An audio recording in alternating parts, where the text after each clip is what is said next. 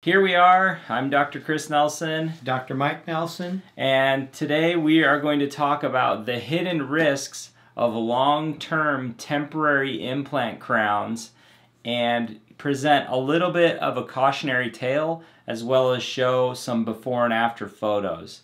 So let's get right into it. So the first photo that you're seeing on the screen shows some custom temporary crowns and also a temporary implant crown, and that was from 2015. Okay, so this patient has been a patient in our practice for a long time. He started his care with Dr. Mike, and I actually finished the care. And you know, so this photo from 2015 shows a lot of stuff going on. So we have a custom implant temporary. What is a custom implant temporary crown? What is it made of? It's going to be made out of a plastic-like material. So it's not something that you'd want forever, because why wouldn't you want that forever? What would happen to the plastic over time? It's more porous, and when it's porous, it has a potential for holding things like bacteria, and also they might not hold their color quite as well. They might stain a little bit more than porcelain. And you know, one of the reasons why we do custom temporaries is so that we can get an idea of what the final crown would be. And there are a couple other reasons why we do a custom temporary. So what would be another one in this particular case? Sometimes people enjoy the nice look of the custom temporary, and they can save money to finish the case. So they can wear it for 6 months or a year. I'm curious how this case, which we did, that satisfied the patient's needs 9-10 years ago, why they waited so long. But I think he was totally fine. I talked to him about it. He's like, it's fine. Why do I need to put the final one on? And you know, we kind of got to a point in our office where we're like, well, I mean, the custom temporary looks really nice. You can see the patient doesn't have the most demanding expectations with their smile, and that's fine. We take care of all sorts of people with all sorts of expectations and standards for their teeth. So he's just like, hey, my teeth are fine. Yeah. But you know, if you look at it, we get concerned about the custom temporaries. So we'll come back to that. The other thing that I was thinking about why we use the custom temporary is actually to shape the gums.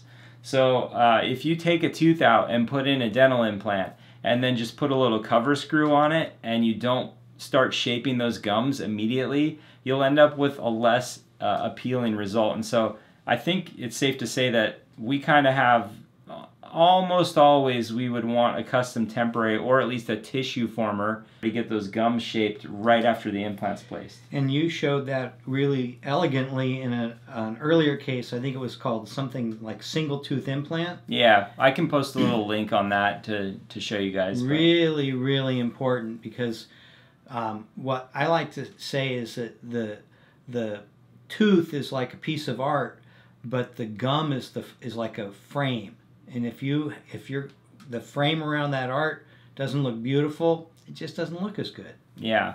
So, you know, we have a couple things there. We want to shape the gums. We want to allow for the patient to save some money if they, you know, because the implant stuff are expensive. And then also to preview the shape and the color and the contours of the tooth. So those are all reasons. Yeah. And then sometimes patients just wear them for a long time. We actually do not recommend that, and that's why we wanted to make this video. So fast forward, our second photo is showing the bacteria under the implant crown. So this particular patient came in this recently and had a broken tooth right next to the implant temporary. Okay, so the adjacent tooth had broken, and that was our jumping off point to say, hey, let's finally take this custom temporary off, do the final crown, fix the tooth that was broken, and then we had already planned on doing a crown on the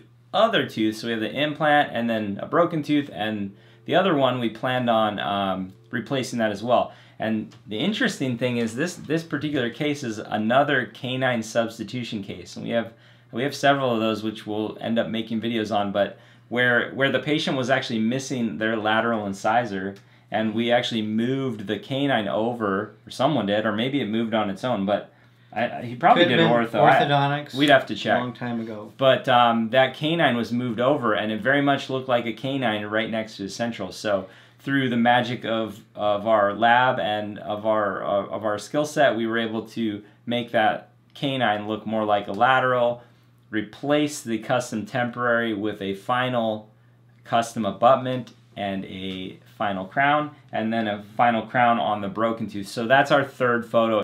We were able to mitigate some of these hidden risks, but you guys saw that photo with the bacteria all over it on that custom temporary. So why would the bacteria be stuck to that, and how does that differ from the final version? Because someone might say, well, you could get bacteria on the final one.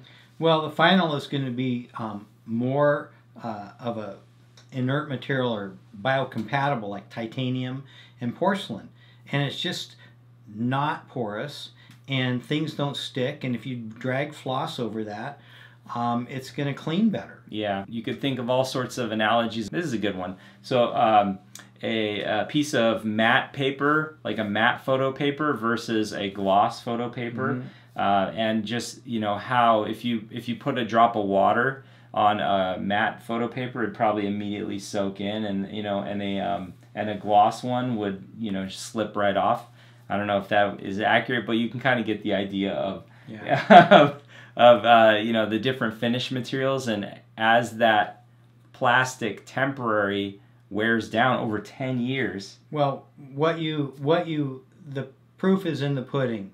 You look at the temporary, that was a lab processed, heat processed, the best quality temporary crown that we could make. And when we take a crown out of the mouth, it doesn't look like that.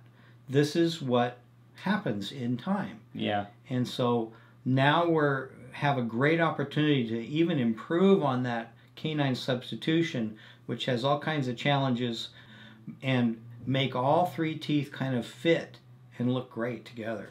Yeah, so the patient was really happy.